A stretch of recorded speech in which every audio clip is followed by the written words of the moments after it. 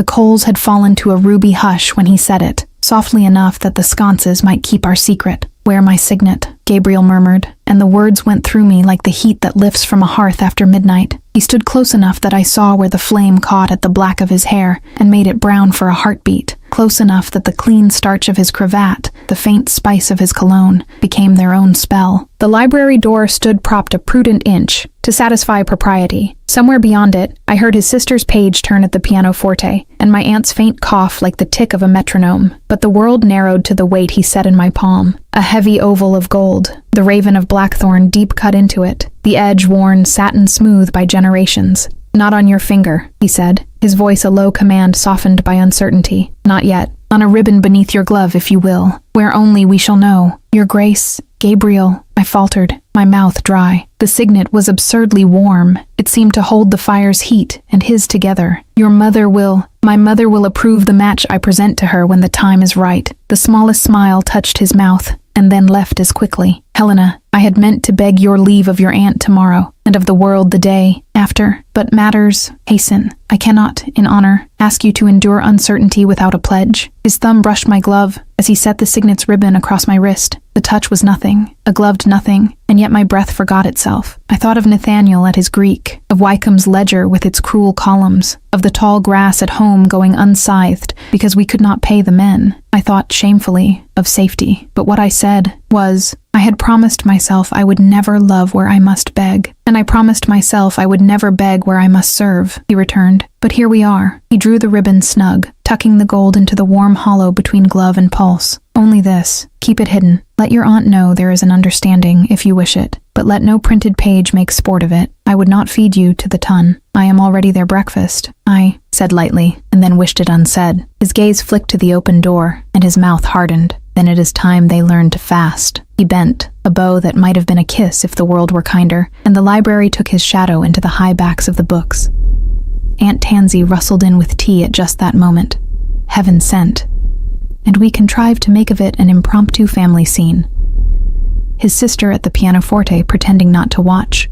My aunt speaking of calves as foot jelly, as if the fate of nations depended on its set. We were careful, all of us, as if the room were made of spun sugar, and any incaution would crack it. When we rose, he scarcely brushed my fingers. When he saw me to our carriage, he stood at the step with all the ceremony of a stranger. I lay awake afterward, the ribbon a thin line of certainty against my wrist. It was a childish thought, but I fell asleep, counting kisses we had not yet had, like Catholics their beads. Dawn found the square pale and empty, the mews quiet except for a horse's stamp and the rattle of a pail. I was at the breakfast table when the bell rang, once, twice, with that particular insistence that means rank. Aunt Tansy set down the pot and frowned. A footman, white-faced with importance, brought in a thick paper stamped with arms, the wax still soft from the signet that had pressed it. Hanoverian lions and unicorns, the royal cipher fat with consequence. "For his grace the Duke of Ravenshire," the man intoned, though he could scarcely keep from glancing at me. "From Carlton House,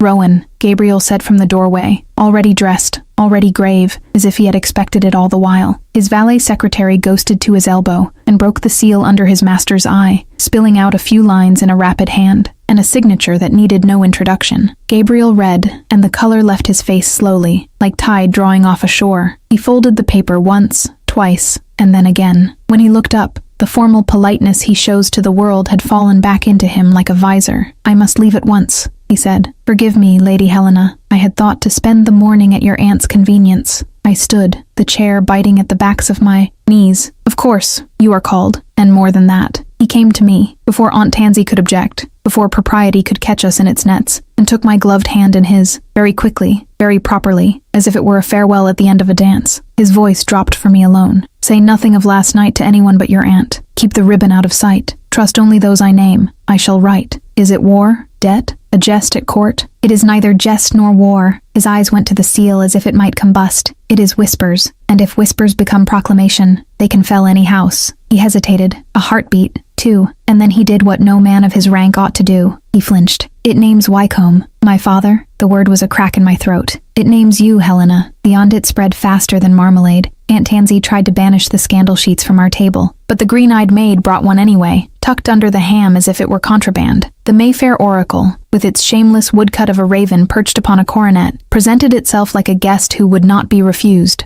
Sir Jasper Vale's hand was everywhere, droll italics, mock sorrow, of a lady who wears, upon borrowed honor, a certain crest by firelight, of vows breathed where librarians sleep, of a duke whose duty, alas, is owed elsewhere. Impudent coxcomb, Aunt Tansy snapped, snapping the page as if it were his neck. No names, at least. No, only enough to give sport to every drawing room from here to Kensington, I said, and took too large a sip of tea. The ribbon stung my wrist like a warning. I had tucked the signet deeper, beneath the kid and the lace, where the slope of the bone made a hiding place. A ridiculous talisman, a necessary one. Hyde Park, Aunt Tansy, decreed, as if air and movement might shake rumor from us like dust. We shall be seen together and serene, and no one will dare to say we do not breakfast on our own calm. Put on the blue pelisse. The primrose makes you look sallow. So we braved the ring. Rotten Row flickered with equipages like bright beetles, patronesses in their plumes, bucks in their absurdity, heads turned as they always do for fresh meat. I kept my chin as still as a Kio, balancing cup.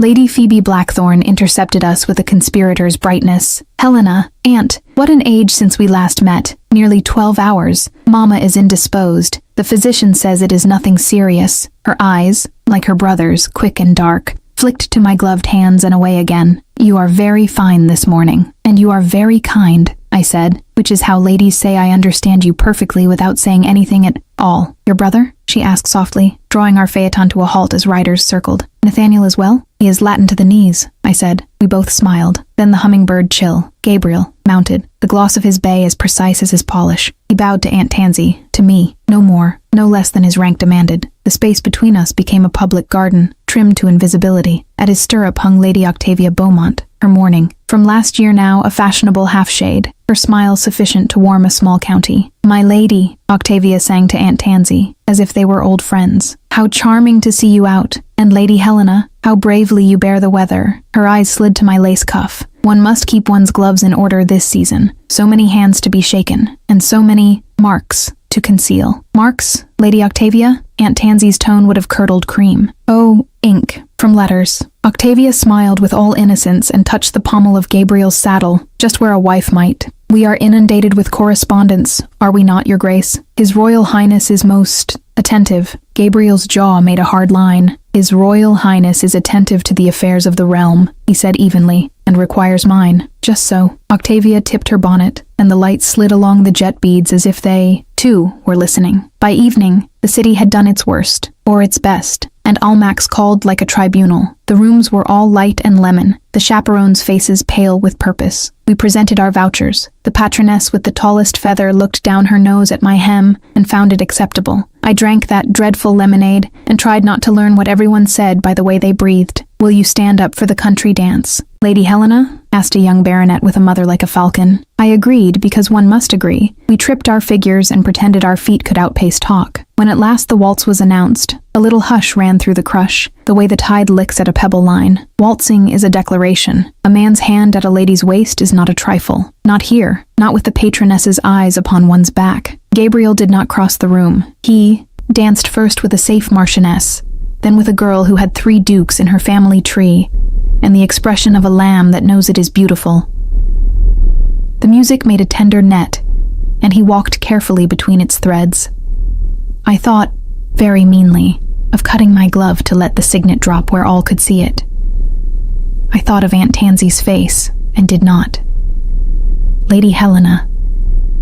The voice at my shoulder wore cologne and smugness. Sir Jasper Vale with a carnation that had outlived better men. He bowed, his smile a razor wrapped in silk. Might a humble editor beg a word? I am your servant. And the public's. The public is hungry. I have nothing to feed it, I said. Oh, on the contrary, a morsel will do. A whisper of a whisper. A lady with a borrowed coronet. What a charming turn of phrase. It would be a pity if she were forced to borrow a reputation thereafter. He produced a card between finger and thumb. Fleet Street is very near St. James's. Call tomorrow. We might do each other a kindness. I doubt we keep the same sort of kindness in stock. I keep all sorts, Lady Helena, even the sort that preserves a brother's prospects. My blood went cold. Sir? Only a supposition. He smiled without teeth, bowed again, and drifted away like a stain spreading in water. Before I could think, before I could breathe, the patroness's bell tapped lightly for the next set, and Lady Octavia slid to Gabriel's side with the smoothness of oil. Her hand on his sleeve was destiny writ by gossip. She leaned, laughing, and I caught, as one catches the thread of a tune through a door, her bright little arrow of a sentence. His Royal Highness wishes for a duchess who is useful. Gabriel's eyes lifted to mine across the room, full of apology I had not asked for. Then the music swelled. Octavia curtsied, and the waltz swallowed him whole. He did not take my hand at church. He did not so much as glance at the pew where I sat, and yet I felt him, as one feels a thunderstorm before the first drop, charge gathering in the air. Lady Phoebe inclined her bonnet half an inch toward me as if to say, "Courage," while the dowager's spine announced siege positions 2 rows ahead. I kept my eyes on the vestry door, and my breath on the prayer book. The signet lay warm at my wrist, like a captive bird. After the service, the fashionable drifted to the picture gallery adjoining the chapel. A benefactor had lent a handful of Dutch interiors, and an Italian martyr 2 crimson by half. Between a bowl of lemons painted with indecent care, and a saint who would not keep her eyes to herself, Gabriel contrived a meeting that no one could fault, and no one could mistake. He paused by Aunt Tansy with precise courtesy, admired the lemons as if they held the fate of Europe, and said to me without looking at me, "Lady Helena, the painter knows the trick of keeping something hidden." "What, your grace?" I asked, in the tone one uses when inquiring whether a brushstroke is clever. "The heart of the scene," he returned lightly. "It lies in the shadowed corner, and the figures pretend not to see." Octavia hovered, perfumed patience in human form, while Sir Jasper regarded a martyr as if deciding where best to place an advertisement upon her halo. The dowager's lorgnette made slow reconnaissance. Every inch felt velveted, muffled, as if the gallery had been swathed to prevent an echo. "Rowan," Gabriel said over his shoulder, and Fletcher materialized like a footnote. A card slipped, a glove adjusted. The smallest of exchanges passed beneath the level of sight, when Rowan bowed and melted again. I had, without ever seeming to move, a folded paper beneath the edge of my prayer book. The lemon bowl gleamed, the martyr bled. Gabriel smiled upon the saint as if she had delighted him and turned away. I did not read the note until our chaise rocked us toward Grosvenor Square, curtains drawn to keep the day's brightness from Aunt Tansy's head. I slit the fold with my nail, and the words leapt like sparks. 10 days. Trust only. Fletcher, if anyone asks for Wycomb's papers, say you burned them. Keep the ribbon hidden. Burn this. A dot of sealing wax had left its ghost upon the paper, as if the note itself remembered a former life. The hand was Gabriel's, swift, compressed, no flourishes. 10 days? For what? To silence an ondit? To hush a printer? To placate a prince? Aunt Tansy caught the movement of my throat with the corner of her eye. "Well?" she asked very softly. "He says to trust Fletcher, and to burn this," I said, setting the edge to the carriage lamp. The flame ate his handwriting greedily, and left me with ash. Back at the house, I found my pulse counting doors. We locked our bedchamber ourselves. A foolishness, for a latch will not bar gossip, but it steadied me to hear the click. I took off my gloves and laid the ribbon and the signet upon the dressing table, then snatched them up again, the next breath, and hid them more deeply. A small pocket sewn into the lining of my pelisse, a stitch Aunt Tansy had taught me beneath a winter candle, while we economized on gowns. "Wycomb's papers," Aunt Tansy said, tasting the words as if they might be poisonous. "He means your father's desk? His memoranda? Helena, we sorted and sealed everything when we came to town." "We sealed what we knew," I said. My father had been as orderly as a blizzard. He kept a traveling portfolio. He hid notes in sermon books. He told me once the safest place for a secret is where everyone believes there is nothing at all, which is why your father died so respected and so ruined, she said, practical even in grief. "Very well, we will look, and we will look as if we are choosing ribbon for caps." We began with propriety. We ended with dust up to our knuckles. The desk yielded bills like autumn leaves, a neat bundle of Nathaniel's childish Latin in my father's hand. I kissed it before I could stop myself, and a mourning ring from a cousin no one liked. No letters wearing a dangerous face. No crest I did not recognize. Evening drew its shawl across the glass. A boy whistled in the mews. A milkman called. I felt the 10 days closing like folds of a fan. Sir Jasper's card crouched on the chimney-piece like a spider. When I leaned to thrust it into the fire, something under the blotter pricked my finger. A splinter. A staple. No, a second leather, gummy with old varnish, that did not belong. The blotter had a hinge we had never seen. I slid my nail along the seam. It gave with a sigh, that guilty sound a drawer makes when it has eaten what it ought not. A shallow space yawned, no more than the depth of a prayer book, and within it lay a single key, tarnished to pewter. "God bless Wycombe," Aunt Tansy breathed. He loved his gimcracks. "A key. To what?" "To the drawer that would not shut," she said grimly. "The little one in the night cabinet. Remember? The one your father shook at and swore was possessed?" We looked at each other. Then we looked at the door, at the window, at the hearth. Aunt Tansy dropped the latch. I closed the curtains. Together, breath held, we turned the key in a drawer that had been sulking for a year. Inside, a packet lay snug against the wood. Thick paper tied with faded blue, a red seal impressed with a device neither of us knew. "Do not touch the wax," Aunt Tansy whispered. "Look." I looked, and a chill chose the soft place at the back of my neck. The seal was not noble arms. It was a mark used for private business. A wyvern couchant, its wings furled, its tongue a thread of fire. A rap, hard and quick, sounded at the front door below. We froze where we were, my hand upon the packet, the key in the lock. Footsteps crossed the hall. Voices murmured. A man's tone, urbanely polite, floated up like smoke. "Forgive the hour. Mr. Fletcher begs leave to speak with Lady Helena on a matter touching his grace." We left the packet where it lay and went down with faces composed, as if our household received gentlemen every day at that awkward hour when ink is freshest and lies are most nimble. Rowan Fletcher stood upon our threshold, hat in hand, his traveling cloak dusted white at the hem, as if he had ridden without stopping. Behind him, a boy held the Ravenshire colours upon a small leather case. Beyond them, the square's lamps looked like pearls. Mrs. Whitlow, Lady Helena. Fletcher's bow was neat enough to cut bread. "Your pardon for intruding." His grace is detained and charged me to carry his assurances. His eyes did not slide anywhere they ought not. No, not even to my sleeves. "May I speak a moment? No more. Where there is a fire?" We brought him to the morning room. The fire had been coaxed into wakefulness. It received him kindly. He did not sit. "My orders are brief," he said, with the faintest trace of a northern burr. "You are to burn any correspondence that bears your father's cipher, unless it is sealed with a device you do not recognize. In that case, you are to keep it safe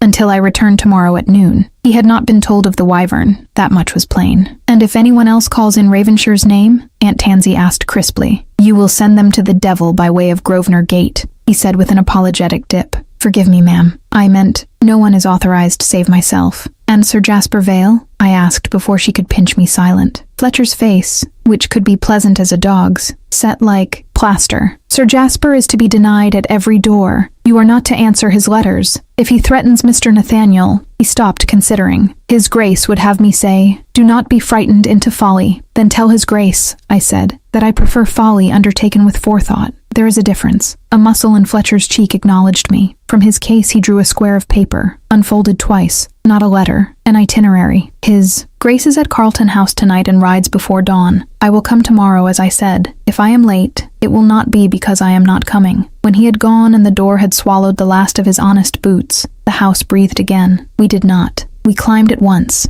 feeling solemn as acolytes. The packet waited, the wyvern winking as if we had startled it from sleep. "Scissors," Aunt Tansy said, and when I had fetched them, she slid the thin edge under the blue ribbon and cut. No nail to the wax, no tearing that might mar the seal. We lifted the paper together. Letters, 5 of them, creased and careful, each folded to present its direction as if ready for the post that had never come. To a name bold as brass, the most hondeur, the Marquis of Easton, at Easton House, St. James's. I knew the name. Everyone knew it. Easton was the regent's creature, more than that his friend, the sort of man who made and unmade fortunes by standing in doorways and lowering his eyelids. "Do you see the hand?" Aunt Tansy asked, and I did. Not my father's, not Easton's clerk. A hand like a soldier's, plain, slanted, impatient of ornament. We rid the first cautiously, the way one sips at a glass, whose contents might burn. "My Lord Marquess," it began, "I write as commanded on the subject of the coins in foreign hands. If her ladyship's name is kept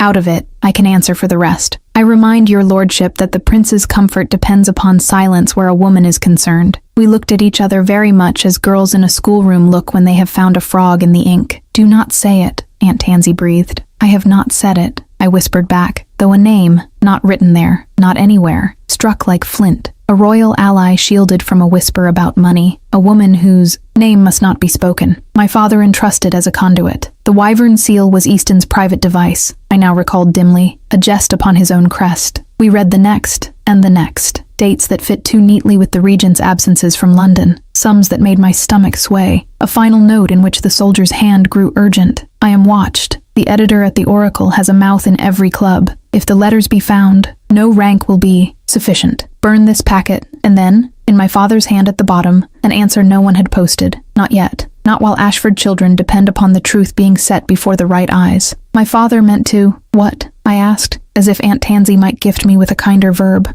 To deliver them to someone who would not sell them, she said steadily. To Ravenshire, perhaps. Or to... She stopped. Helena, we must put these into his grace's hands, before Easton learns they are not in his own. If the regent's friend is in danger, then Gabriel is too, I said. The truth struck like cold water. If the editor learns the Ashford papers bear Easton's wyvern, then you become more than breakfast talk, Aunt Tansy finished. You become a convenience to be threatened and bought. We retied the ribbon with care, keeping the seal unbroken, slid the letters back as if laying out a body after prayer, and locked the drawer. The key I threaded upon a cord and hid where the signet lay, 2 small bright weights at my pulse. How do we carry them? I asked. If we are searched. We are not searched, Aunt Tansy said with asperity the equal of St. Paul's. Ladies of quality are not searched. We hide the packet in plain sight. She went to her workbox and returned with a cap box wrapped in muslin. Your new ribbons, she announced to the empty room, to the air, to any housemaid who might be straining her ears. How fashionable. Blue. She placed the packet beneath the nest of trimmings and bowed to the fiction she had invented. There. We carry a cap.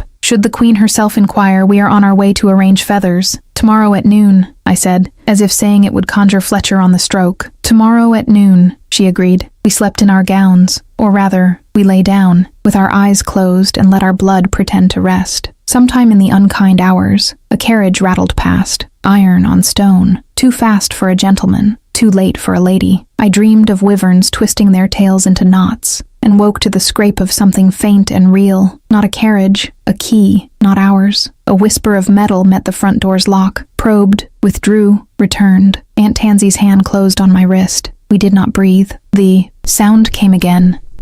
The tiniest persuasion against iron, and then the slow, patient turn. Someone was in the hall. The scrape of the key turned my blood to glass. We did not breathe. Downstairs, a hinge offered the faintest cry. Oh, traitorous old brass. And a floorboard answered with a soft complaint, where the maid always stepped too near the sideboard. A shape moved in the hall. Not clumsy, not bold, but practiced. Aunt Tansy's fingers tightened on my wrist until the pulse beat under the signet like a trapped bird. Wait, she mouthed. The intruder paused at the morning room, a whisper of fabric, a drawer that knew another's hand. I felt the cap box call to me like a child. Then the smallest sound, a poker settling in its stand, and a man's patience gave out. A foot scuffed. Brisk now, the lock tried at the library. At my nod, Aunt Tansy took up the little handbell on the table and shook it. Once, clear, bright, and domestic, as a scolded teacup. Boots ran below. Our butler, a footman. Doors banged like musketry. The shape fled. The front door breathed open and shut again with guilty haste. By the time we reached the hall with our calm pinned on like fichus, there was nothing to greet but the draft left behind, and 2 neat scratches upon the library lock, thin as a threat, written in hair. Thieves, the butler declared stoutly, though his eyes went to the cap box the way a shepherd watches a cliff edge. No harm done, my lady. None, Aunt Tansy agreed in the tone that says, and we shall say so in every ear. We sat up with candles until the sky paled, the cap box on my lap like a lapdog that must not be put down. Fletcher came at noon to the stroke, as promised, as if our faith had conjured him out of the fog. He noted the scratches with a soldier's frown, listened without interruption, and then asked to see the packet. When the wyvern's red seal faced him, a flicker crossed his features, recognition and calculation marrying in a blink. Easton's private, he said. God save us from jokes on heraldry. His lordship will claim these were letters about musical evenings if he must. Meanwhile, the oracle will make of them an opera. His eyes lifted to mine. His grace asks that you remove to Ravensmere at once, under Lady Phoebe's escort. The house party has begun. There is safety in numbers, and in the dowager's idea of what may be said under her roof. Ravensmere? Aunt Tansy repeated, brisk and ready. We had hoped for a week more in town, and the regent hopes for a life without consequence. Fletcher returned, but so mildly the words slipped under the maid's notice. Pack as if for 3 weeks. Hide the packet only where you can look at it without anyone. Guessing you are looking. Send a note to the world that you require fresh air. We did. By afternoon we were in the Blackthorn carriage with Phoebe, the city shrugging itself smaller behind us. Rain had washed the roads clean. Hedgerows shook jewels from their leaves. A coach and 4 flashed by with a crest I knew, and a lady whose veil could not hide her hunger for tidings. We slept, badly, at a posting inn, and were awake with the first cockerel. Coffee bitter as penance, bread torn with nervous hands. By evening of the next day, Derbyshire rose out of the haze, and with it, Ravensmere Abbey, an old spine of stone remade into a house. Saints turned to chimneys, cloister arches tamed by glass. They received us with ceremony and solicitude. The dowager kissed the air somewhere near my cheek. Servants' eyes took alternate measure of my hem and my nerve. Lady Octavia Beaumont was already established, her laughter a ribbon that tied itself about people and drew them where she pleased. Lord Peregrine, lean and humorous, bowed with interest sharpened into charm. "How we have longed for new company," he said, as if the house did not overflow. "Cousin Phoebe grows tyrannical when deprived of worthy opponents at battledore." "Then I shall oblige her," I said, "because sparring is safer than silence." Ravensmere's orangery had been thrown open for a private ball. Orange blossoms heavy as summer, their breath sweet and faintly bitter. Musicians placed against a wall of green, so that their boughs seemed to grow on vines. Candles shone on polished stone. Ladies' gowns were citrus and cream. Gentlemen looked like bruise-colored moths come to feed. We had hardly entered when a murmur found us. That minute shift a room makes when it has chosen its quarry. "Courage," Phoebe murmured, tucking my arm through hers. "We shall be seen, admired, and terribly dull. That is our task." Gabriel stood under the shadow of an old fig, grave and splendid, his expression the courtesy one gives strangers and half the army. He greeted Aunt Tansy first, then paid me what all could watch, a bow exactly the measure of my rank, no more, no less. Something in me shook with relief and fury. Music lifted, couples formed. Peregrine had me for a country dance, his talk pleasant nonsense.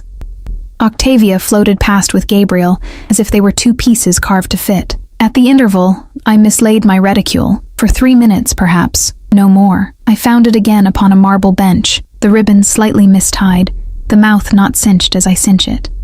Inside, my vinaigrette, my salts, my foolish dance card, the card Sir Jasper had left at Almack's. Nothing taken, nothing added. And yet my fingers came, away smelling not of bergamot, but of some man's soap, sharp and unfamiliar. "Did you—" I began to Phoebe. "No," she said, instantly grave. "Keep it close." Sir Jasper appeared where men appear when they wish to be seen by those who can dismiss them. At the edge of importance, a ripple where the gold meets the dark. He had found a way in. Later I learned Peregrine had invited Mr. Vale, the writer on architecture, to admire the Abbey's restorations, and spread Ravensmere's praise to every breakfast table. Now Jasper prowled politely, making respectful bows, letting the dowager notice how unworthy he was, and thus to be magnanimous. When the waltz was announced, the scent of oranges seemed to go to my head. Gabriel crossed to me with a calm that a better woman would have matched. "Lady Helena," he said, and asked formally. I curtsied, and he led me into the round. His hand found my glove at my back, steady, chaste, and ruinous. "We leave for town in 4 days," he said as we turned. "There is to be a drawing room. Easton will stand behind the regent and judge souls by feathers. I am instructed to do nothing whatever that would look like a declaration." "You look like a declaration when you breathe,"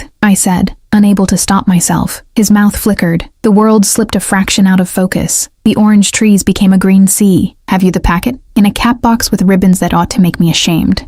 "We were visited in the night, I know." His fingers tightened a hair and eased again. "Fletcher tracked the man to a posting yard, lost him at the turnpike. We suspect Peregrine." The name tasted like a dare. "A purse that belongs to no honest gentleman," he said, which was worse. "Jasper Vale is here. Smile." I smiled and he smiled back, and the waltz made a little room of sound around us where truth could be spoken without being heard. "I cannot protect you publicly," he said, and the honesty was a balm and a cut. "I can only ask you to walk into a brighter light." "I have been in bright light all week," I whispered. "It did not kill me." The last chords fluttered. The room applauded itself. He bowed. I curtsied. We were strangers again. From the shadow near the statue of a saint turned into a Grecian shepherdess. Jasper watched with the patience of a man choosing the moment to salt his roast. He moved then, not to me, nor to Gabriel, but to Peregrine. I saw the cousin's hand slip behind his back, and Jasper's following. No purse changed owners, only a small folded paper, greased by many fingers. Peregrine's smile never faltered. He tucked the paper into his cuff and turned as if searching for me. Our eyes met across the orange trees. He lifted his glass half an inch in toast, and in the opposite corner, the dowager's expression sharpened toward hunger, as if she, too, had just scented something ripening to fall. St. James's ate mornings like sweets. We rose before dawn to be combed and corseted into obedience, and then fastened with plumes tall enough to brush heaven. Court dress is its own cruelty. Stiff satin that bites, side hoops that require apologies from doorways, a train that acquires opinions of corridor dust. Aunt Tansy pricked her finger 3 times setting my flowers. My hair wept pins. The The cat box, innocent as ever, traveled in the second carriage between two maids who had no notion they were flanking a fuse. The palace was a theater already half performed. Powdered footmen, the master of the ceremonies stern as a bishop.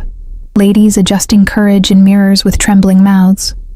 The queen's room smelled of beeswax and ambitious nerves. The Prince Regent's private door stood like a fact nobody admitted was there. Easton's profile cut the air near it. Roman, saturnine, amused, as if he were deciding where best to put a new wing upon the country. Phoebe pressed my hand. "You will be splendor itself," she said, though splendor felt like a garment that did not belong to me. We made our curtsies. 1, 2, 3, each lower than the last. Backs straight, eyes modest. The queen was gracious and vague. My train swished in ordained arcs. The patroness's feathers nodded judgment. I had nearly escaped to the anteroom, lungs fluttering like trapped doves, when a movement to the left told me I had not escaped at all. Octavia slipped from the stream of ladies with the ease of water seeking lower ground. "Your flowers are charming," she said, fingers light at my sleeve. "May I?" Her touch seemed no violation. Court is full of adjustments. But as she drew my glove straight, so helpful, so intimate, the ribbon beneath nudged upward against the lace. The signet rose with a mind of its own, like a coin answering a conjurer, and in that brief, wicked inch of air the blackthorn raven looked out at London. It was half a second. It was a century. A hiss went through the room, soft as silk tearing. Octavia's lashes lowered. "Oh, how pretty." Pressed the glove down hard, skin burning where the oval had kissed it.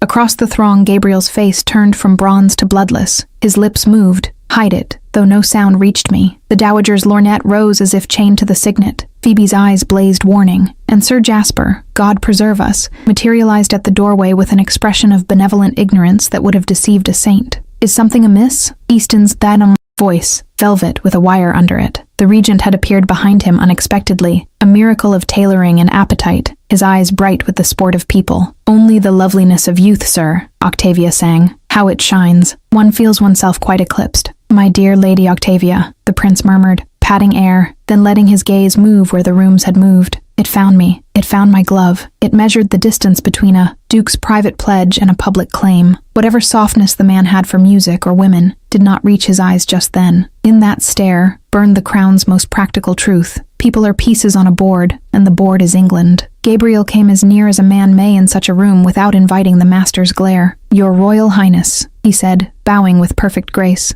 "Lady Helena is a guest of my family." "So London says," the regent returned, amused. "London says a great many things. It is my continual astonishment that they rarely recommend prudence." He turned an inch, enough to let Easton murmur, and to let the murmuring be heard. "Ravenshire, you are a man much looked to. You must marry where it strengthens the realm." There it was, kind in phrase, iron in mandate. Gabriel bowed again, lower. "Your Royal Highness may rely upon me, and because he is who he is, and because I am who I am." He did not look at me when he said it. I could bear the room no longer. The anteroom promised air not yet breathed by other people's expectations. I made a dot of a curtsy, a thread of an excuse, and drifted toward a window whose glass showed a smear of blue. Phoebe intercepted me, quicker than shame. "Come," she murmured, shepherding me with the composure of a general who knows which hill must be held. "We must adjust your glove." We ducked into a withdrawing room where a portrait of some ancestral beauty inspected her own pearls. My hand shook as I peeled the kid back and slid the ribbon deeper to the place where the wrist is tenderest. The signet's heat imprinted me as if it meant to fuse to bone. "Helena," Phoebe said, gentle but not weak, "this makes a target of you. For the love you bear my brother, for the sense I know you have, hide it. Swallow it if you must." "I will not give it up," I whispered, shocking us both with the ferocity in my voice. "Not while he serves men who believe his heart is the only thing in him that can be traded." She kissed my temple. We breathed. We rejoined the meter of court. The remainder passed in a dream made of starch and smiles. When at last we were delivered back to our carriage, the world found its angles again, too sharp in places, too slick in others. By breakfast the next morning, the oracle had done its work. The woodcut raven now dangled from a lady's glove. A ribbon, a raven, a romance unratified, wrote Sir Jasper, pious as a curate doing sums. The dowager's mouth compressed into a line that could have been a seam or a scar. A note arrived with Easton's seal. Public, not the wyvern. One does not jest at breakfast. His Royal Highness requests the honor of the Duke of Ravenshire's attendance. This afternoon. No mention of me. None needed. By luncheon, a second note. Lady Helena Ashford is desired at Lady Jersey's at 2, for tea and counsel. A third, the patroness's hand, cool and exact, inquiring whether my aunt would attend and whether our morning hours were observed.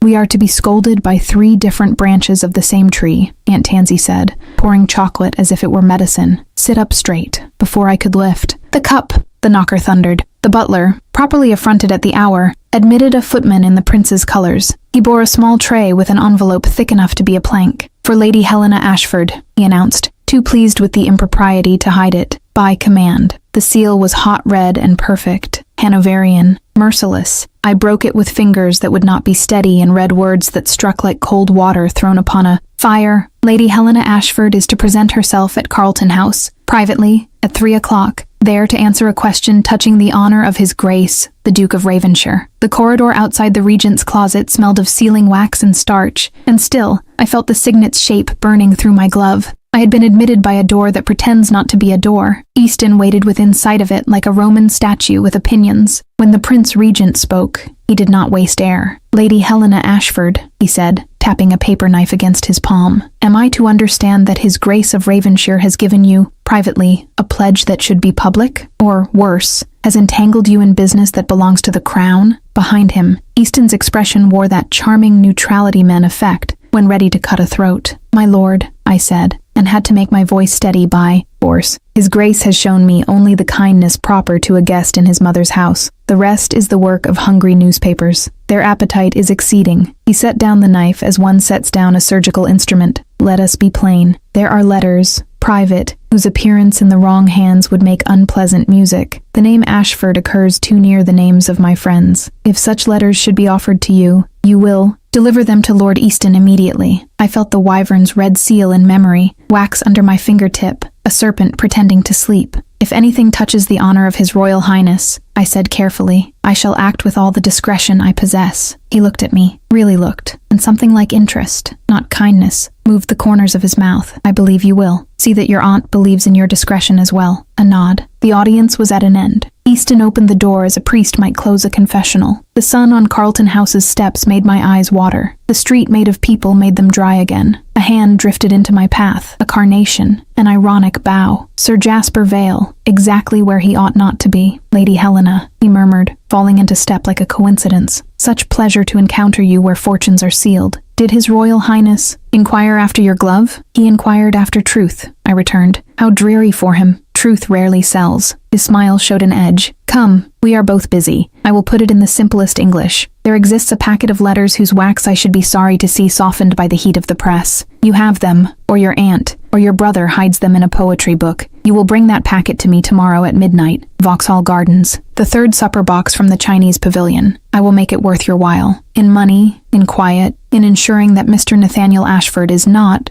how shall I phrase it, prevented from taking his place at Oxford by creditors with long arms." "You threaten a boy," I said, my blood going very, very cold. "I foretell events. Not the same thing, though the public confuses them." He flicked a speck from his cuff. "If you do not come, I print. If you come and the packet proves counterfeit, I print twice." He tipped his hat, left me the stink of blackmail, and was gone into the crowd as if the pavement had swallowed him. I stood where I was until the world's noise became a bell in my skull. "Helena," Gabriel's voice, low, urgent, broke the ring. He had not meant to meet me there. The necessity showed in the fact that he did. We ducked into the shade of a plane tree where a carriage waited with the Phoebe inside, curtains half drawn, her face pale as pasteboard. I gave them Jasper's words in the fewest possible syllables. "He wants the packet at Vauxhall," I finished. "He says he will print if we don't answer his summons like well-trained dogs." "Then we answer like hounds that bite," Phoebe said, grim and bright. We set our own chase. Fletcher, fetched as if from air, joined us with his map of the gardens already in his head. "We will give Mr. Vale a packet," he said, "only not the one he wants. Inside, ledgers of goose-feather purchases, invitations to card parties, a hymn. You will carry it to the 3rd box, hand it to him, and allow him to feel clever. Meanwhile, I follow the man he brings, the one who fetches, who is lower on the ladder and more likely to stumble. We learn where the money moves." "And if Jasper sniffs the jest?" I asked. "He will, if he has the leisure to sniff." Fletcher's mouth tilted. "He rarely does. Men who trade in other people's minutes never have any of their own. We will go masked," Phoebe decreed. "Half the town will. I will be with you. Aunt Tansy will be with the dowager at home, loudly complaining of my headache. You, Gabriel, will make myself seen at Brooks's," he finished, jaw tight. "Easton will have eyes there. I cannot be at Vauxhall without inviting a dozen pens to buys. Witness. Lady Octavia will be at Brooks's, Phoebe warned softly. She is always where a scene may be staged, he said. She was sooner still. That evening, as if conjured by my thought, Octavia presented herself at our door with sympathy arranged like a wreath. How trying the newspapers, she sighed to Aunt Tansy, while her gaze threaded to me. How cruel, the way men's honor sits upon ladies' shoulders. Helena, if you were my sister, I should take you into the country directly. And if I were your rival, I asked sweetly, then I should tell you this, woman to woman, Gabriel cannot afford your courage. She touched my arm, light as a moth. He must marry where the crown points. You might save him, if you choose to be noble. Nobility is a rent charge with you, I said. How much did it cost the last owner? Her smile did not flicker. He deserves the safety of a wife whose name mends fractures, not makes them. When she had gone, the room felt larger and sadder, as rooms do after a funeral. I stood by the window until the lamps came out one by one. You will not be frightened into folly, Aunt Tansy said, echoing Fletcher with deliberate calm. You will be brave into prudence. We can do both. I can, I said, if I am allowed to carry my own fear. At midnight tomorrow, Vauxhall. The word turned in me like a key. I went to my workbox, took out the cap box, and laid the false packet within on a bed of ribbons as blue as deceit. When I closed the lid, the room seemed to tilt, just slightly, like a boat pushed from a bank. London at night is a different animal, eyes and teeth and laughter. Vauxhall Gardens opened its mouth to swallow us glitteringly. 1,000 lamps hung like fruit along the grove. The orchestra, painted with Trojan scenes, glowed above the promenaders. Chinese lanterns bobbed in a little wind that smelt of sugar and damp earth. We wore dominoes with half masks, my breath tangled in silk. Remember, Phoebe whispered, her hand snug in the crook of my elbow. Third box from the Chinese pavilion. You will not be alone. Fletcher has placed men where he can, and shadows where he cannot. If anything snags, we go to the music and keep moving with it. We passed lovers who believed themselves invisible, and matrons who knew better, macaronis with hair like architecture, apprentices spending a week's wages on a lady's tart. The river whispered beyond the trees. Somewhere a violinist tried to sell his soul to a waltz not yet respectable. Jasper had chosen his theater cleverly. The third supper box was a booth with a table strewn with crumbs Sheridan would have mocked. He waited within with his carnation, eating cold chicken, as if blackmail required protein. Punctual, he said. How virtuous. I do try to conduct my crimes neatly, I said, allowing him to see the cap box, not the fist that held it. And you? I never smear the butter. He reached, swift and sure. Shall we? I set the box down. He undid the muslin with a man's impatience for knots. The false packet lay like bait. He weighed it in his palm and smiled. A reassuring heft, he murmured. Let us see whether reassurance leaks red. I let my breath out slowly while his thumb worried the ribbon. 20 yards off, a fiddler sawed. 10 yards off, a girl laughed. 3 yards off, a boy bumped Phoebe and apologized too smooth. Jasper's runner, sent to turn our pockets if we grew careless. Before you break it, I said, and forced my voice to a conversational drawl. I should like a receipt. A receipt. For my conscience, I said. If you mean to leave me alive to have one. He laughed, very surprised. And that was the 2 seconds Fletcher needed. A shadow detached itself from a cypress. A second man stepped into the boy's path. And Jasper, for the first time I had seen, looked the wrong way. Now, Phoebe, I breathed. She tripped, magnificently, catching her foot in a bench slat, pitching toward the table. Jasper leapt to catch her. The packet fell, bounced. My hand, having played battledore since childhood, tapped it deftly to my lap as if it were a shuttlecock. In the same motion I let my reticule spill, my vinaigrette clattering like a narrative, and by the time Jasper set Phoebe right, I had swapped ribbon for ribbon. Clumsy of me, Phoebe gasped prettily. Charming, Jasper said through teeth. He retied. He slid the packet into his coat. We are done, Lady Helena. We are done, I agreed, and felt the true packet's weight beneath my cloak, a miracle of satin and nerve. You will be kind. I will consider the experiment, he said, bowing with the gravity of a man sealing a bargain with Mephistopheles. We drifted away on the tide of sound. Not too quick, Phoebe warned. Walk as if you own the gravel. Music rose, the fireworks about to begin, and the crowd turned its face upward. That was when it happened. Jasper's runner, who had found the man set to tail him, bolted like a hare. Fletcher went after him. The boy, desperate, cut through our wake and crashed his shoulder into mine. The true packet leapt in my arms. I clutched, fumbled, and caught, but not before a corner peeped its red secret at the lantern light. Jasper saw. Take her, he said, very softly, to no one I could see. The first firework abolished night with a white roar. The world gasped. The runner grabbed at my cloak. Phoebe struck him with her fan. Bless that girl. And we ran. Along the walk, under the trees, through a mist of sparks that smelt of brimstone and orange peel, past two lovers who chose not to see. Behind us, boots pounded. Ahead, the river's edge where boats waited to take the bold and the foolish home by water. Here, Fletcher called, sudden at my elbow, his hat gone, his face streaked with lamp smoke. Not the water. They'll corner you at the stairs. The gate, he thrust us toward a small door used by staff. A shilling made a porter generous.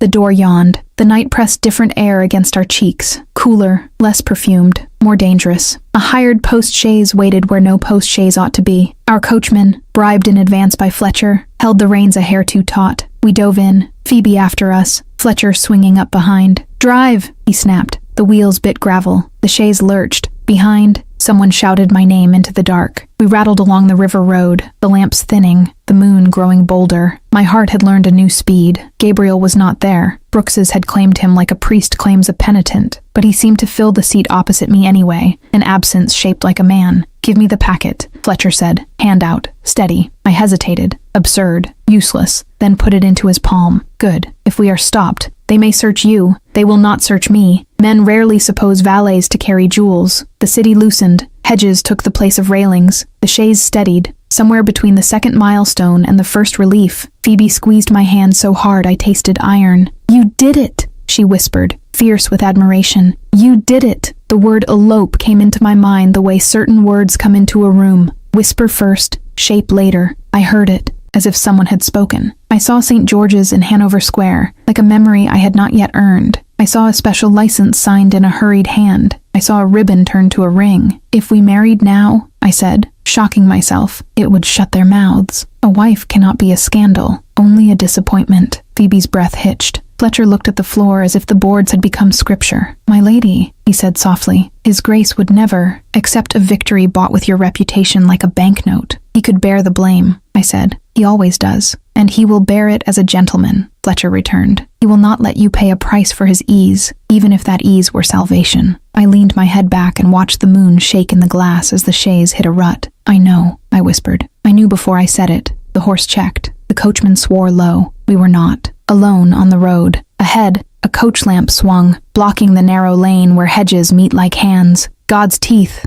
Fletcher said. "Hold." The other chaise drew across ours with practiced insolence. Our wheels shrieked on gravel. The door opened not to night, but to a man's silhouette, neat as a card trick. Lord Peregrine Blackthorne bowed into our lamplight, smiling like a tutor about to praise a very naughty child. "Cousins," he said to Phoebe, then to me, "Pleasant as Christmas. Lady Helena, you have something that belongs to family." Peregrine filled the doorway with amiable sin. "Family," he repeated, as if the word were a ribbon to be cut. "Nothing of mine belongs to you," Phoebe said, sweetness iced. "On the contrary, your safety does. The road is dangerous. Vauxhall is thick with thieves." He glanced at Fletcher's empty hands and smiled. "I rejoice to see you carry nothing of value, Mr. Fletcher. Allow me to escort my cousin home." "We are not bound for home," I said, and earned his politest bow for my trouble. "Ah, then for truth, perhaps. One grows peckish for it after a night of pasteboard lanterns." His eyes slid to my cloak, paused a fractional beat, and passed on, perfectly mannered. Fletcher spoke without deference. "Stand aside, my lord." Peregrine did not. "I have an odd tenderness for reputations," he murmured. "Sometimes one must bruise a peach to prove it can be eaten. Be sensible, Lady Helena. Give me what fools have persuaded you to carry. I will place it where it cannot be misused, into Easton's fire. Then you shall do so without any help from us," Phoebe said. "Good night, Peregrine." For a heartbeat, his face forgot its courtesy. Then the smile returned, and with it the lightest of shrugs. He signaled. His coachman wheeled aside with practiced grace. "God keep you then. The world will be brisk tomorrow." We rattled on. Only when the hedges had retired again into honest darkness did Fletcher let his breath out. From the inner pocket of his coat, he drew, not the packet, but a small calf-bound book, oiled by many palms. "I did not come away empty-handed," he said. Our runner dropped his master's pocketbook. "Jasper will be hungry without it."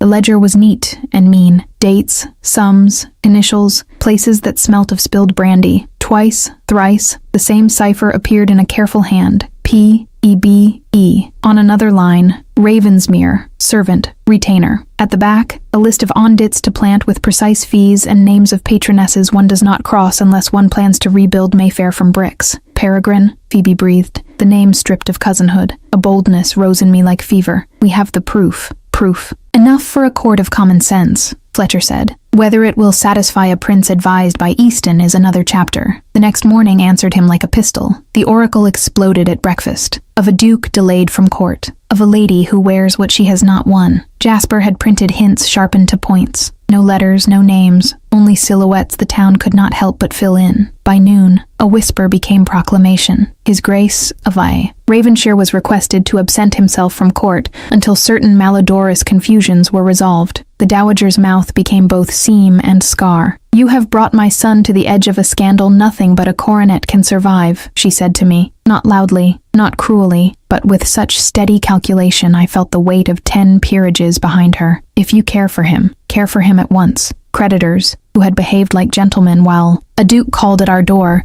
became vines that remembered they were stranglers. A note came for Aunt Tansy hinting that a firm in Lombard Street would be obliged to foreclose upon the small mortgage still yoked to Wycombe if assurances were not forthcoming. A second note, smelling of starch and ambition, arrived from a baron of 60 with coal and a gouty leg, and a fortune large enough to drown regrets. If Lady Helena would consider, quietly, the advantage to her brother. My love, Aunt Tansy said, tearing the letter in half and then smoothing it again like a penitent. I will not sell you. You would not need to, I answered. I am already on the block every time I enter a room. Gabriel came by in the hour before dusk, looking as if the day had struck him on both cheeks, and he had bowed to the blow. We met in Aunt Tansy's morning room with the door ajar, the fire very correct. Easton has the prince's ear, he said, each word measured. I have been warned. Any step toward you will be read as defiance. Octavia has contrived to be useful. I am told a duchess who soothes is preferred to one who sets fires. I set no fires, I said. I only keep from freezing. He looked at my glove, the signet. I slid it from beneath the kid, the ribbon unwilling, the raven reluctant. My hand shook worse than it had in the regent's closet. I cannot be the instrument by which you are broken, I said, and my voice did not carry the bravado I had planned. Take it. I return what is yours. He did not reach for it. Keep it, he said very low, if you can bear to keep it in silence. I cannot, nor can I bear to see you punished for it. If I accept, elsewhere, some safety, the world will forgive you your error in judgment. His eyes closed. When they opened, they had the look of a man, holding position under fire. He took the signet with a care that made of the act a vow. If you give me back what I gave you by a fire, then I give you this by the same law of exchange. I will not forgive a world that demands your sacrifice. We do not ask the world's forgiveness, I said. We ask its mercy. The door knew how to save us. It opened on Phoebe's step. Hurried, color high. Helena, she said. Where is Nathaniel? In his books. I began, and then I saw her face. He is not, she said. A boy came from Peregrine an hour ago with gossip, that your brother was called coward behind his back at White's, that he dared not answer a gentleman's question about his sister's glove. Nathaniel went out like a spark on gunpowder. He left a note with the footman. Aunt Tansy, she passed it to me because my hands were already shaking. I unfolded the square. Nathaniel's hand was steady as ever when writing Greek. Now it had dug at the paper. I will not see Wycombe's name trodden in mud. The King's Arms, Mile End, at sunrise. Do not follow me. I cannot be followed and be a man. My blood learned a new temperature. He has chosen. He has been pushed, Gabriel said, already moving. Fletcher, his horse is at the door, Phoebe said, but it is hours yet to dawn, hours in which 1,000 things could go wrong, and one could go right. I looked at the ribbon mark on my wrist, pale as a scar, at the space where the signet had warmed me and now did not. I will go, I said. If my brother bleeds for my reputation, I will not be in bed while he does it. You will not go alone, Gabriel said, and for the first time all day his voice left the narrow corridor of obedience and found open ground. We will take the ledger, and we will take God's own luck, and we will take the morning. A church bell told the quarter, as if time were a gentleman walking the room and nodding to acquaintances. I gathered my cloak. Aunt Tansy pressed a pistol into Fletcher's hand with the practical blessing of women who have lived long enough to prefer powder to prayer. We stepped into the darkest part of the night, when dawn seems a myth, and courage an ink one tries to write with on damp paper. The posting road east shone faint as tin, under a skim of cloud. Hedges hunched like old men. The cold had that needle-bright taste that makes lungs sting and eyes water. The King's Arms crouched where 3 lanes met, signboard creaking, yard awake with ostlers and men too young to be so awake. A rook flapped from the inn-yard tree and cursed us for arriving late. Nathaniel stood in the yard with his hat off, his hair a scholar's riot in the wind, his mouth set in a line I had only ever seen when he refused a second helping of pudding out of economy. Opposite him, Peregrine's friend, no, his instrument, a tidy captain on half-pay, boots polished like his conscience, measured out paces with the briskness of someone who believed the law a suggestion. "Nathaniel," I said, and every man in the yard turned. "If you fire a pistol for me, I shall never forgive you." He reddened to the ears and did not look at me. "Go home, Nell." "Lady Helena," the captain murmured, polite as a noose. "The gentlemen are engaged." "The gentlemen," I said, "are not yet fools without remedy." I crossed the yard. Men stepped aside, but not out of hearing. Gabriel came at my shoulder with that particular stillness he wears when every nerve is awake. Fletcher ghosted to the other side, his hand near the coat where the ledger lay. Peregrine, at ease as if he presided over a breakfast, said, "Family matters, Lady Helena. We will not keep you from your chocolate." "Family matters," I returned, "are precisely what I mean to keep you from. Nathaniel, give me your pistol." He did not move. He was shaking, poor darling. He was also new-built in that moment. Some timber in him hardened by the week. "If I do not answer," he said, "they will say you needed the shield of a boy." "I need the shield of truth," I said, and lifted my voice so the yard could not mishear me. "And the truth is this. The gentleman who calls you out funded the stink that called for it. It takes a breath for words to bloom like smoke." Then the yard found the scent. Peregrine's smile held. "What a dramatic assertion," he said, faintly bored. "Do you bring a chorus to corroborate?" "I bring a ledger," I said, and Fletcher placed the calfskin book in my hand, with a reverence a priest might envy. "From Mr. Vale's pocket." Entries in his hand naming payments from P.E.B.E., dates that match this week's printed venom. Mentions of retainer of Ravensmere. "Captain, do you truly wish to shoot a boy on the purse of a man who paid for the rumors that drove him here? All England loves a document." The captain's eye twitched toward the book with involuntary hunger. Peregrine did not so much as glance. He had the discipline of the practiced liar and the gambler. "Any chicken scratch may be called a ledger," he said. "Half the town keeps lists for pleasure." Gabriel stepped forward, the yard's sound drawing in. "And half the town can read what it wants," he said evenly. "But this half will take the matter where reading becomes law. If you insist upon proceeding, I will stand your seconds, and I will spend every shilling I possess to see a commission of the peace examine this book. I will lay it before Easton as well, and ask him whether his private jocular seal prefers daylight." The name Easton altered the temperature. Men looked at one another the way they look when a window is opened in winter. Peregrine tilted his head. "You propose to drag a marquis across the mud because an editor scribbled initials?" "I propose to prevent my brother's blood from seasoning your breakfast," I said, my voice steady now. "Nathaniel, come here." He came, because he is mine, because his childhood had taught his feet what my voice meant when fear drove it low. I took the pistol. The weight shook my wrist. I set it on the pump trough like a relic put down after a pilgrimage. "Captain," Gabriel said, "do you insist?" The captain was young enough to have sense. "I am satisfied," he said, not looking at Peregrine. "Mr. Ashford's honor is intact in my view." A murmur of disappointed admiration went through the ostlers. Men will always miss a shot they did not pay for, and then found a different appetite, gossip ripening before breakfast. Peregrine's expression did not break. Only his glove creaked once when his hand tightened. "This will not serve you," he said softly to me. "No threat, only prophecy." "Then let us see whether prophecy bleeds," I answered. "We go to Carlton House." We went. Nathaniel bundled into the coach between Phoebe and Auntie. Tansy, who had arrived with a face like flint. Fletcher with the ledger beneath his coat. Gabriel opposite me, eyes dark with calculations too quick for speech. The King's Arms receded behind us, a signboard of a lion with a gilt crown that looked in that light like a caution. Carlton House at mid-morning is a hive where every bee thinks itself queen. Easton received our request with the sort of smile one sets upon a cracked plate. Nice enough, at a distance. "Ravenshire, my dear fellow, we have exhausted the morning's allotment of drama." His gaze slid to the ledger with a quirk that said, "You would not dare." "We dare," Gabriel said, and I felt love for him like a blade drawn clean. "Because if we do not, the stink will take a decade to wash out. We ask His Royal Highness to see this. Now, it is not done to press a prince." We pressed. Word traveled. Time lengthened. Then the regent stood before us, powdered, padded, eyes bright with impatience and something like curiosity. "Well," he said, "what tonic do you offer for my indigestion today?" "Not a tonic," I said. "A list of the gentlemen who purchased your discomfort."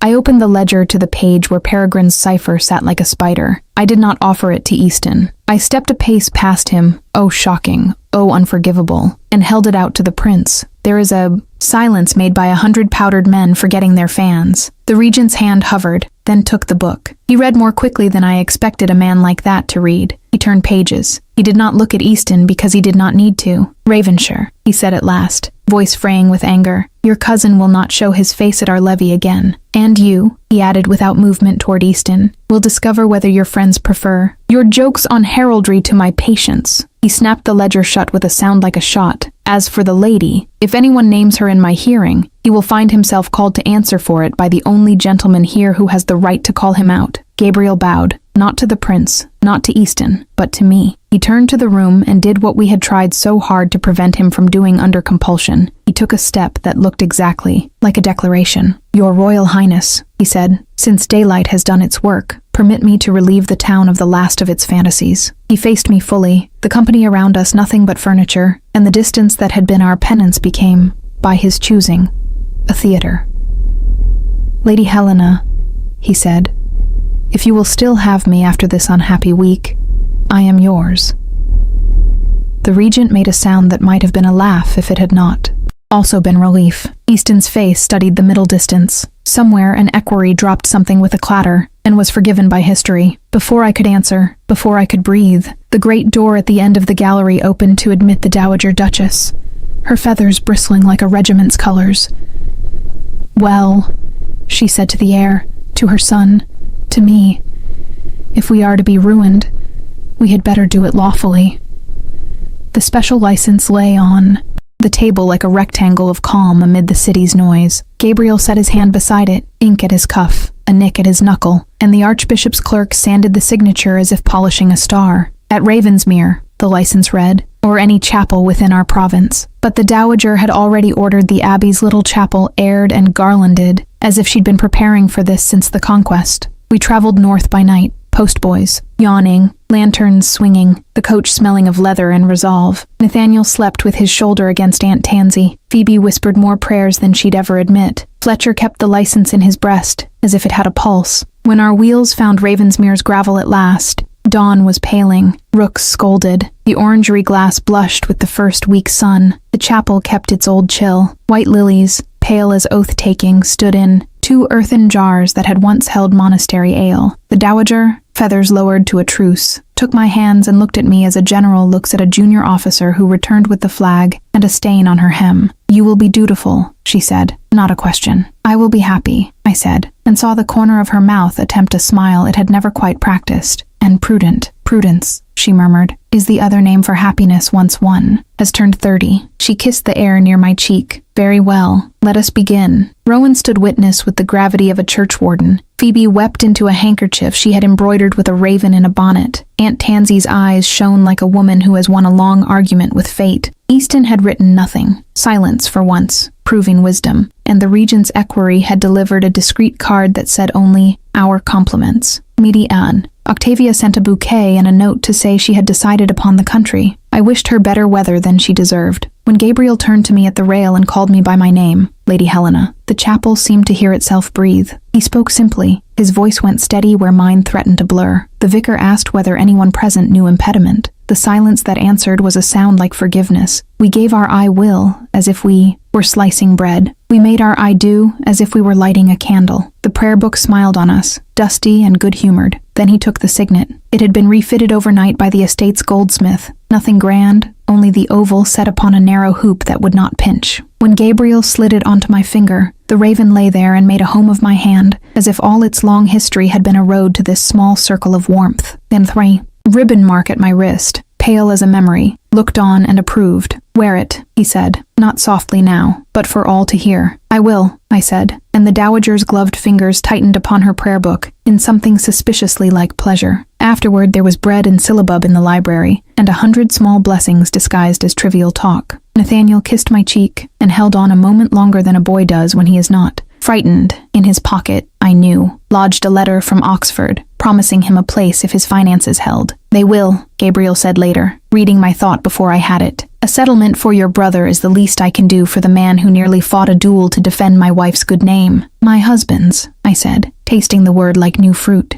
Mrs. Whitlow, the dowager said with courtly dryness, I believe we have become relations. Pray advise me on the management of my daughter-in-law's stubbornness. Begin by admiring it, Aunt Tansy returned. It will not decrease under criticism. Sir Jasper printed an apology 2 days later. No names, just a general reflection on the unreliability of hearsay, and discovered that patrons who feel unamused cancel subscriptions in the most moral manner. Peregrine wrote once from abroad, where the climate is healthy for men required to remember themselves. The envelope carried no wyvern and less bravado. Easton, who is as clever as the world requires its sinners to be, bowed to a tactful obscurity until the regent remembered he likes entertaining more than quarreling. There remained in my father's drawer 1 letter, the soldier's hand urgent across the page, and beneath it my father's unposted line, not yet. Not while Ashford children depend upon the truth being set before the right eyes. We held it between us in the library where, months before, a private pledge had taught my pulse to listen. Gabriel ran his thumb along the paper's edge. It has done its work, he said. Burning is a cruel mercy, I answered, and fed it to the grate.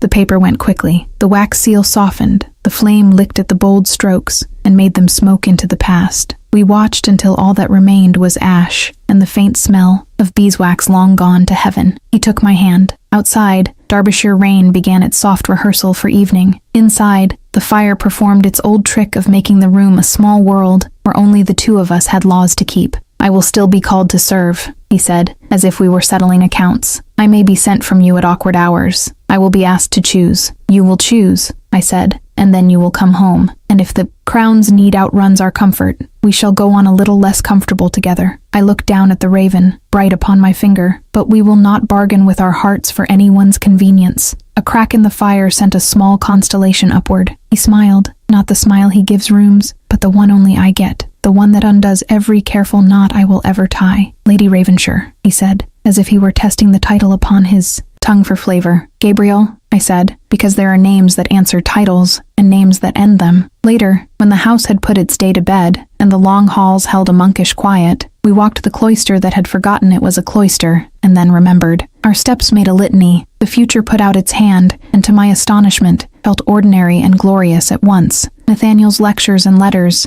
Phoebe's laughter, overthrowing solemn dinners, the dowager learning to forgive me for not being an alliance, Fletcher scolding us for mislaying a memorandum and being thanked with a raise he pretended to refuse. At the library door, he stopped me with a look. The grate offered up a last sigh. Wear my signet by the fire, he said, recalling a night that had begun this wild order of events. I do, I said, and at dawn, and at dinner, and when the world is loud, and when it is kind. Then we are agreed, he murmured. Lawfully, we went in together.